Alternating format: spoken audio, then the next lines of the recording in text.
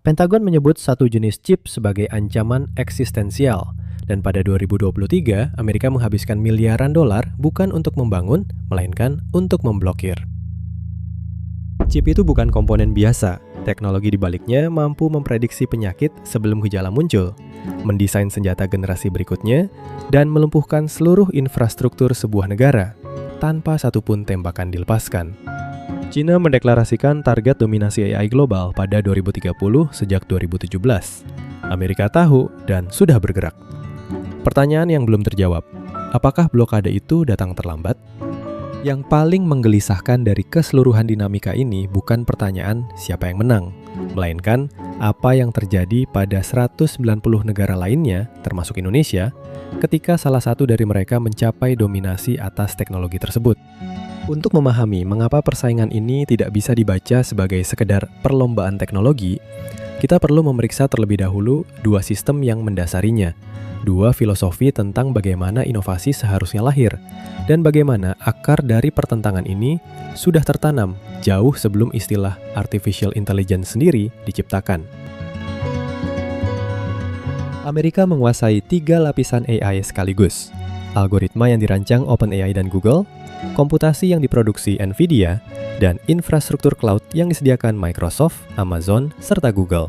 Sebuah dominasi yang jarang dimiliki satu negara atas satu teknologi secara bersamaan. Angkanya konkret.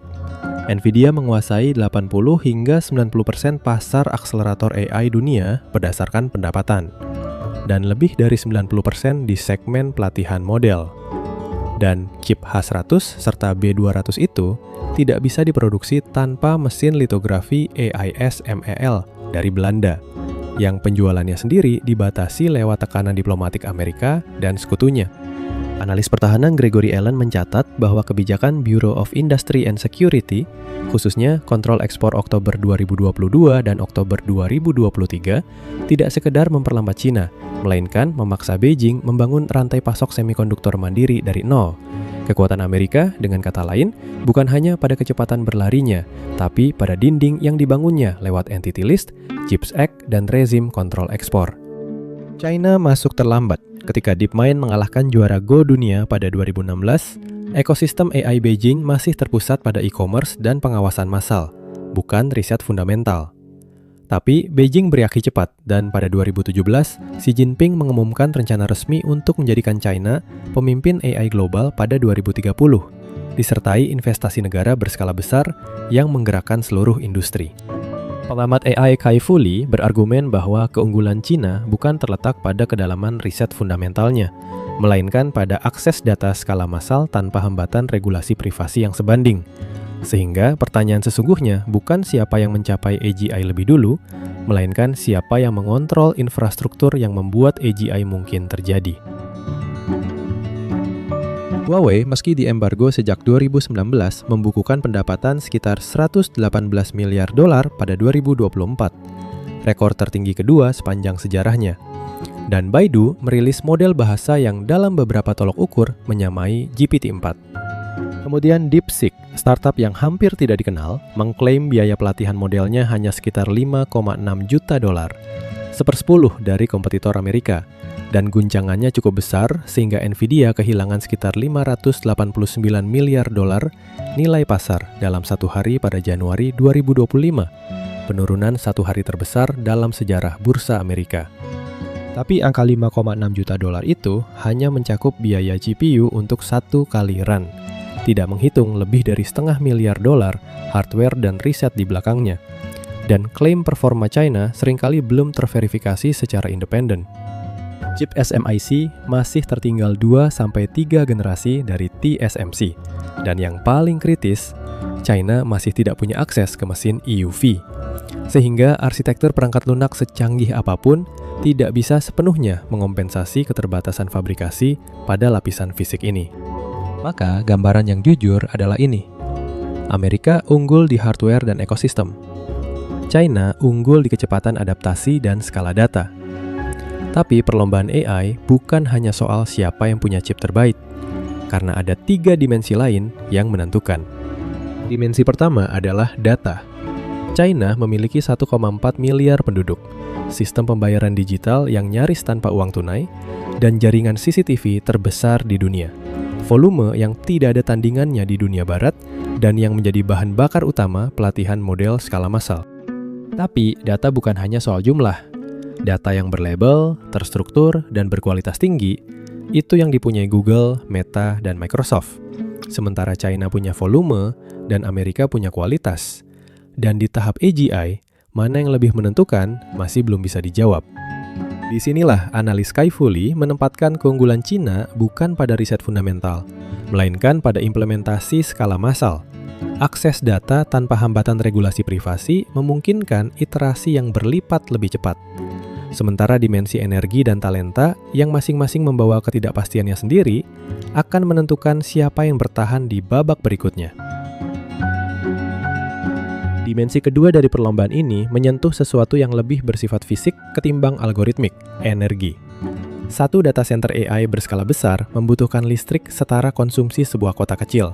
Dan kebutuhan itu tidak tumbuh linear, ia tumbuh eksponensial. Goldman Sachs memperkirakan permintaan listrik data center global akan melonjak hingga 165% pada 2030. Di Amerika sendiri, data center diproyeksikan melahap 8% dari total listrik nasional pada tahun itu, naik dari hanya 3% pada 2022. Sementara jaringan transmisi nasional belum dirancang untuk lonjakan semacam itu. China bergerak di jalur yang berbeda. Beijing membangun pembangkit listrik baru, termasuk reaktor nuklir modular, dengan kecepatan yang tidak disamai negara manapun saat ini. Sehingga perlombaan AI pada akhirnya bisa ditentukan bukan oleh kecanggihan algoritma, melainkan oleh kapasitas pembangkitan energi. Dimensi ketiga adalah talenta, dan di sini Amerika memegang keunggulan struktural yang berbeda, kemampuan menarik peneliti terbaik dari seluruh dunia. Ilmuwan AI dari Eropa, India, bahkan dari China sendiri bergerak ke Silicon Valley demi gaji kompetitif, infrastruktur riset, dan ekosistem inovasi yang belum tertandingi. China merespons dengan strategi yang secara mekanis berbeda. Beijing mengirim lebih banyak mahasiswa PhD ke Universitas Amerika daripada negara manapun, dan sebagian dari mereka pulang membawa pengetahuan yang tidak bisa diperoleh lewat pembelian lisensi. Sebuah pola akumulasi yang dalam analisis intelijen Amerika sering disebut sebagai strategi 1000 butir pasir. Setiap individu membawa satu fragmen, namun secara kolektif mereka membentuk massa pengetahuan yang signifikan. Maka ada sesuatu yang tidak ingin diakui terbuka oleh Silicon Valley. Kekuatan Amerika dalam perlombaan ini dibangun di atas satu asumsi tunggal, bahwa Nvidia akan selamanya mengontrol pasar chip AI global, dan asumsi itu mulai menunjukkan retakan. Ketika Huawei dan sejumlah produsen chip Cina mulai menggeser cara industri mengukur kemajuan semikonduktor, tidak lagi semata-mata lewat lomba penyusutan nanometer, pasar bereaksi bukan karena Cina telah menang hari ini, melainkan karena Beijing sedang mengubah definisi kemenangan itu sendiri. Bila aturan main yang berlaku tidak menguntungkan, ubah aturannya. Dan pergeseran definisi semacam itu lebih sulit diantisipasi daripada keunggulan teknis langsung. Di balik ketiga dimensi ini, chip, energi, dan talenta, terdapat satu pertanyaan yang lebih dalam tentang siapa yang pada akhirnya mengendalikan infrastruktur teknologi global. Bukan sekedar siapa yang memproduksi komponen tercepat, melainkan siapa yang menentukan standar, rantai pasok, dan batas akses dari seluruh lapisan sistem itu. Sebuah pertanyaan yang akan membawa kita ke mekanisme paling menentukan dalam persaingan ini. Namun menobatkan Cina sebagai pemenang terlalu terburu-buru, karena inovasi yang dipaksakan oleh embargo membawa ciri khas yang tidak sehat. SMIC memproduksi chip kelas 5 nanometer melalui metode DUV multi-patterning, 4 lapis pencetakan berulang, dengan yield rendah dan biaya tinggi yang tidak mencerminkan daya saing nyata. Yield rendah berarti proporsi besar chip dari setiap wafer terbuang sebelum sampai ke pasar. Chip yang terbuang berarti biaya per unit yang tidak kompetitif. Dan di industri semikonduktor yang beroperasi pada margin tipis, biaya adalah satu-satunya variabel yang menentukan kelangsungan hidup, bukan klaim kemandirian.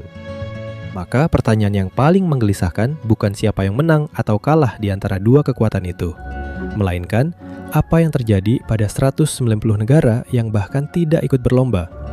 Negara-negara yang menyaksikan dua raksasa memperebutkan teknologi yang akan menentukan tata kuasa global berikutnya. Indonesia adalah contoh paling konkret dari posisi itu. Kita adalah produsen nikel terbesar dunia, bahan baku baterai yang menjadi fondasi transisi energi dan perangkat komputasi. Dan kita memiliki hampir 280 juta penduduk yang menghasilkan volume data berlimpah, namun tidak memiliki fabrikasi chip, tidak memiliki model AI berskala besar, dan tidak memiliki infrastruktur cloud yang beroperasi pada skala global. Di dunia yang diatur oleh AI, negara konsumen adalah negara yang tidak memegang kendali atas harga teknologi yang ia gunakan, maupun atas aturan yang mengatur cara teknologi itu bekerja. Dan pertanyaan tentang apakah Indonesia siap menerima harga yang Nvidia tetapkan atau standar yang Beijing rancang akan menjadi pokok bahasan berikutnya. Kita perlu menyebut ini dengan tepat. Ini bukan persaingan pasar biasa. Negara yang mengontrol AI akan mengontrol standar teknis, infrastruktur digital, dan, yang paling dalam, narasi tentang realitas itu sendiri. Rantai kendali itu mekanis dan berurutan. Siapa yang mengontrol AI, mengontrol informasi. Siapa yang mengontrol informasi, mengontrol persepsi. Dan persepsi, dalam tatanan geopolitik modern, berfungsi sebagai realitas operasional bagi populasi yang hidup di dalamnya. Analis Kai-Fu Lee mengartikulasikan ini dengan presisi. Keunggulan China dalam implementasi AI skala massal bukan berasal dari keunggulan riset fundamental, melainkan dari akses terhadap data dalam volume besar tanpa hambatan regulasi privasi. Sebuah asimetri struktural yang tidak bisa ditiru begitu saja oleh negara-negara demokratis Barat. Di sisi lain, analis kebijakan Gregory Allen dari Center for Strategic and International Studies mendokumentasikan bagaimana kebijakan kontrol ekspor chip Amerika Serikat, khususnya regulasi BIS Oktober 2022 dan perubahannya di Oktober 2023, tidak sekedar memperlambat China, melainkan memaksa Beijing membangun rantai pasok semikonduktor yang sepenuhnya mandiri dari ekosistem Barat. Konsekuensi dari tekanan itu kini punya nama dalam literatur kebijakan teknologi, techno-nationalism. Strategi di mana negara memperlakukan teknologi kritis bukan sebagai komoditas pasar, melainkan sebagai aset kedaulatan yang akses, standar, dan rantai pasoknya dikontrol sebagai instrumen geopolitik secara langsung. Tujuan akhir dari techno-nationalism adalah apa yang para analis sebut stack sovereignty. Kondisi di mana sebuah negara menguasai seluruh lapisan teknologi, dari chip hingga model AI hingga platform aplikasi, sehingga tidak bergantung pada infrastruktur digital negara lain di satu pun titik dalam rantai itu. Pola ini bukan baru. Pada 1956, di konferensi Dartmouth, New Hampshire, John McCarthy dan Marvin Minsky bersama 8 ilmuwan lain menciptakan istilah Artificial Intelligence dan meletakkan fondasi riset AI sebagai proyek Amerika. Sementara di tahun yang sama, Mao Zedong meluncurkan 12-Year Plan for Science, sinyal bahwa Beijing sudah menghitung teknologi komputasi sebagai medan perang masa depan, bukan hari ini. 7 dekade kemudian, geometri persaingan itu belum berubah, hanya skalanya yang berbeda. Yang paling langka dalam perlombaan ini bukan chip, bukan data, bukan talenta teknis. Yang paling langka adalah kesadaran bahwa perlombaan ini sedang berlangsung, dan bahwa setiap lapisan teknologi yang dikuasai satu pihak adalah satu lapisan kedaulatan yang lepas dari tangan pihak lain. Dari mekanisme kontrol informasi, teknonasionalisme, hingga akar persaingan yang sudah tertanam sejak 1956, kita kini perlu memeriksa satu pertanyaan yang lebih konkret. Di mana posisi negara-negara di luar dua kutub utama ini? Dan apakah ada ruang untuk bergerak? Atau justru ruang itu yang sedang ditutup?